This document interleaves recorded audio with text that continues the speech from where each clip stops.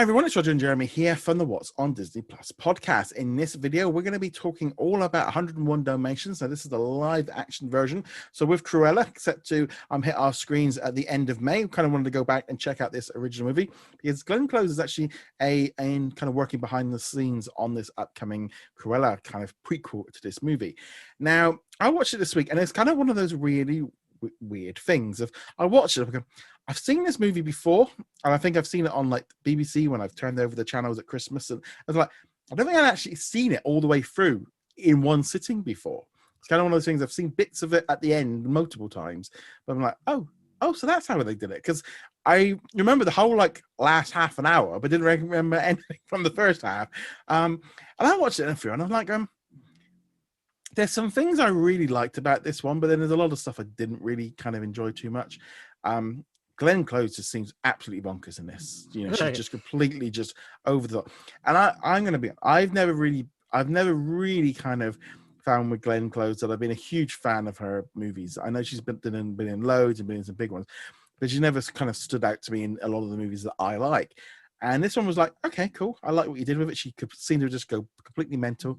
I mean, the whole thing with like buying the puppies at the beginning, you know, she's like, I'll take them all. And it's like, and you know, just being just so nasty. You'd be like, yeah, you can. I'm never speaking to you ever again. It's like it was such a weird way because she was so nasty to them, and they go, why are they accepting this? They don't even work for her anymore.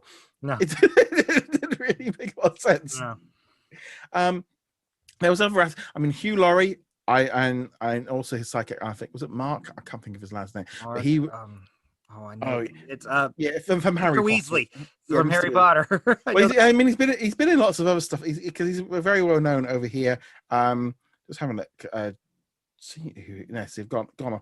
But I thought those two worked really well. I mean, I've always been a big fan of Hugh Laurie, but I think that worked as being kind of the dumb henchman. That kind of. There was a few aspects to this one where it's like where they made was it Roger where he's kind of he's making a video game. It was like, oh, this is so like, let's make it current. How do we make it in current? We'll make him make a video game. And it was like, yeah, the video game doesn't look anything like a video game. It's like, is it a PC ROM kind of going on? Even by 1996 standards, I have no clue what that was supposed to be. What that was, I know it was supposed to be a video game, but yeah. What kid would be interested in just seeing dogs go down a mine shaft? I don't get that. There was games like that at the time, but it was a very kind of like weird thing of it being a little. They kind of pushed the envelope a little bit too much, but it just looked strange. And the kid just going, "Yeah, this is rubbish. Move on." Like, okay. And there was whole aspects of that thing. I enjoyed the thing when they got together a bit more, where they were like, being pulled together and being thrown in the water and kind of falling for each other. I kind of like that one. Literally. Literally that. But the two leads, I mean, Jeff Bridges and Jeff Daniels. Sorry. Yeah. It was just like, yeah, this is really just quite bland. I mean, they were so bland as characters. Yeah, I think they grabbed Jeff Daniels just because he was hot off of Dumb and Dumber not long before then. And they're like, well, he works and he's done some amazing stuff since then. But I'm still curious because the whole thing's set in London. Yeah. They are supposed to be Brits. Jeff Daniels is clearly just talking like Jeff Daniels, who's American. And what was it here? Jolie Kim Richardson is the she's Anita. She's just bland as well. Oh yeah, so bland.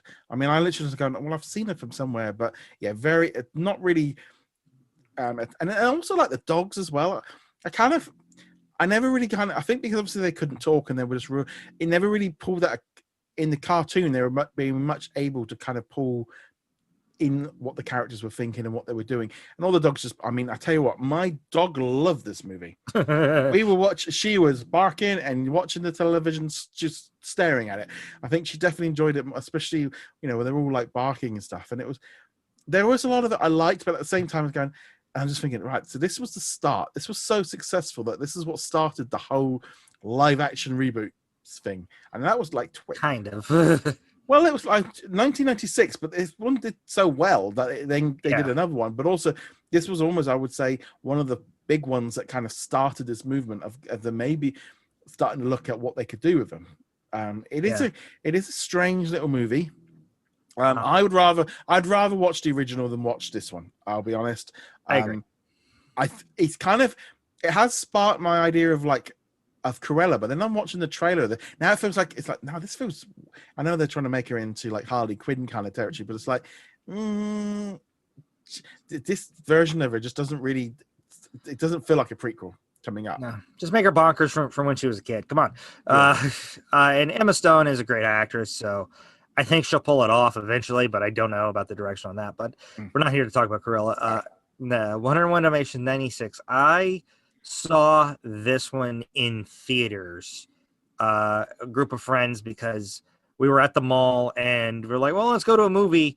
And it was the only movie we could get tickets for, because there's like a three theater cinema, and it was, the other two are too old, and they actually, we were going to do the thing where you buy the tickets to the one and then sneak into the others, but they actually had people patrolling, which is the only time that's ever happened at a movie theater. So we wound up actually watching the movie, and it was okay. I mean, I enjoyed it then. I enjoyed it now. It's fine. I know people who love this movie, and if they want to watch it, I'll watch it with them. But if you're asking me which one I'm putting on the cartoon version. Yeah, I definitely feel like I'm quite happy just to jump into the last half an hour, just to kind of get through the bit where, the puppies have already been kidnapped and they're just trying to get back, and Glenn Close is just going bonkers at that point. It's fine. It's perfectly fine. If I was to give it a score out of 5, I'd probably give it 3.5. It wasn't completely, it wasn't terrible, but if I didn't see it for another 10 years, or if I never saw it again, I don't think I would worry. It's kind of, I'm glad I've seen it, and I'm glad I've seen it all the way through now. But it was kind of okay. I wasn't 100% blown away. It has made me more interested in Cruella, which is probably the good thing to do. Yeah, I give it about 3.5. It's perfectly fine, but nothing more than that. Glenn Close is great. Hugh Laurie is great. Mark, whatever the heck his last name is great. I just remember them in the back of the van, and they're going, it's like he's like who's the best one, and he's there going, yeah, but who is? Yeah, it's like you just won the gold, silver, and bronze, and being stupid. It's like, who won the gold? Yeah, very good, very good. Anyway, guys, let us know in the comments below what you think of all this. Love to hear your thoughts. Remember, if you are a Patreon or a YouTube channel member, you do get access to these episodes a little bit earlier than everybody else as a perk of being a member. You also get to contribute in the Q&A every week, and also get help to support the channel and the podcast, etc. So a big thank you to all of our patrons and YouTube channel members for their support. And on that note, guys, thank you very much for joining us. See you guys soon. Later.